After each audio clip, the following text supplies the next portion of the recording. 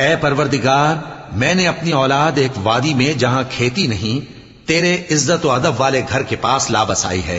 اے پروردگار، تاکہ یہ نماز پڑھیں سو تو لوگوں کے دلوں کو ایسا کر دے کہ ان کی طرف جھکے رہیں، اور ان کو میووں سے روزی دیتے رہنا تاکہ تیرا شکر کریں۔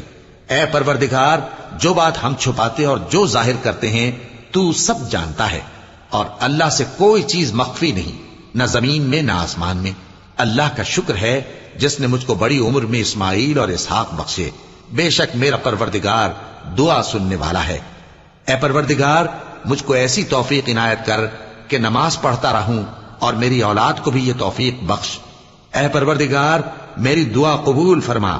اے پروردگار، حساب کتاب کے دن میری اور میرے ماں باپ کی اور مومنوں کی مغفرت کیجو۔ اور مومنوں، یہ نہ سمجھنا کہ یہ ظالم جو کام کر رہے ہیں اللہ ان سے بے خبر ہے، وہ ان کو اس